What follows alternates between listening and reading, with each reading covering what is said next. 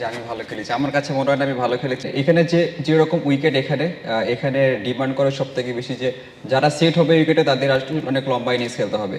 আর হাসারাঙ্গার এগেইনস্টে যারা লেফটি ব্যাটসম্যানরা থাকবে তাদের আর কি বেশি খেলা উচিত। আপনি প্রথমে যেটা বললাম যে আমি বললেন যেটা যে আমি ভালো খেলেছি, আমার কাছে মনে হয় না আমি ভালো খেলেছি, কারণ টিমের যখন যেটা দরকার ছিল সেটা আমি পূরণ করতে পারি নাই। সেদিক থেকে বলবো যে যদি সেটা পূরণ করতে পারতাম তাহলে হয়তো বা বলতে পারতাম যে হ্যাঁ আমি ভালো খেলেছি, টিমের জন্য খেলতে পারছি। তো অবশ্যই পরের খেলার জন্য কামব্যাক করার সুযোগ আছে আমাদের, কারণ 3 ম্যাচের সিরিজ, 1 ম্যাচ শেষ হয়েছে। নেক্সট ম্যাচ আমাদের জন্য খুব ইম্পর্টেন্ট। যদি আমরা কামব্যাক করতে পারি তাহলে ইনশাল্লাহ we are in the tournament. Tamim, Shanto run আউটটা এবং আপনার ক্যাচটা মানে এটাই কি ক্রুশাল ছিল বাংলাদেশ দলের হারার পেছনে? অবশ্যই, কারণ দেখেন আমরা অনেক ভালো একটা পার্টনারশিপ দিচ্ছিলাম আমি আর শান্ত ভাই। তো এই দিক থেকে বলবো we are little bit of unfortunate, কারণ ওই রান আউটটা এবং অনেক ভালো ক্যাচ করছে, ভালো একটা রান আউট করছে ওরা।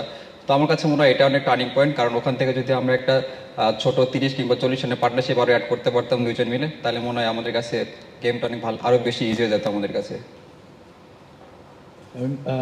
ছোট একটা বিপর্যয়ের কারণেই প্রথম ম্যাচে যেটা হলো আর কি আমরা দেখলাম। তো আবারও সেই ম্যাচে একটু ফিরে যাওয়ার কারণ আপনি একটু লম্বা সময় উইকেটে ছিলেন, অন্য ব্যাটসম্যানরা উইকেটে যে আউট হয়েছেন তারাও দেখছেন সমস্যাটা কি, বাট আপনার এক্সপিরিয়েন্স সবচেয়ে বেশি এই উইকেট সম্পর্কে লাস্ট ম্যাচের যদি হিসেব করি, সেক্ষেত্রে টিমকে নেক্সট ম্যাচের জন্য আপনার দিক থেকে কোনো অ্যাডভাইস বা আলোচনা, আপনার যে টিম নিয়ে আলোচনা করেছেন সেখানে আপনার কোনো স্পেশাল কোনো কমেন্ট ছিল কিনা? আসলে দেখেন এখানে যেরকম উইকেট এখানে ডিমান্ড করে সব থেকে বেশি যে যারা সেট হবে উইকেটে তাদের আসলে অনেক লম্বা ইনিংস খেলতে হবে। তো আমিও শান্ত ভাই যেরকম সেট ছিলাম ওখানে, আমরা যদি আর কিছুটা ওভার থাকতে পারতাম, অ্যাটলিস্ট 5 to 10 ওভার যদি আরও স্টে করতে পারতাম, তাহলে আমাদের ম্যাচটা অনেক ভালোভাবে বেড়ে আসতো এবং পরবর্তী ব্যাটসম্যানদের জন্য অনেক ইজি হয়ে যাইতো।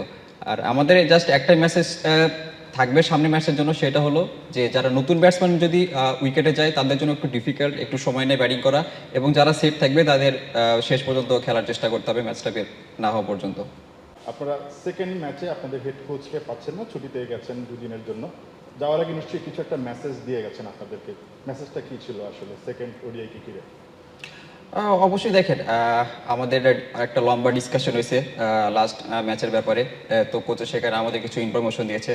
লাস্ট ম্যাচে আমরা যেভাবে কলাপস করেছি সেখানে একটা ইনফরমেশন জাস্ট যে এইরকম উইকেটে যারা সেট হবে তাদের শেষ করতে হবে, জাস্ট একটাই।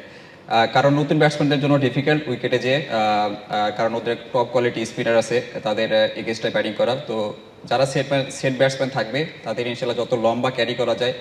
আর হাসারাঙ্গার এগেইনস্টে যারা লেফটি ব্যাটসম্যানরা থাকবে তাদের আর কি বেশি খেলা উচিত, কারণ লেফটিদের জন্য অতটা ইফেক্টিভ না যতটা রাইটিদের জন্য ইফেক্টিভ।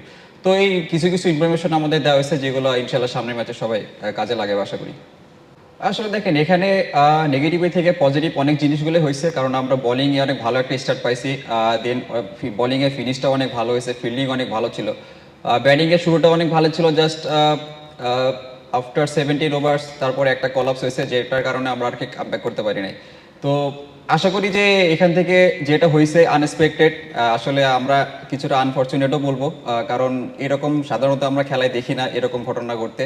তো আশা করি সামনের ম্যাচগুলোতে এই জিনিসগুলো আর ঘটবে না।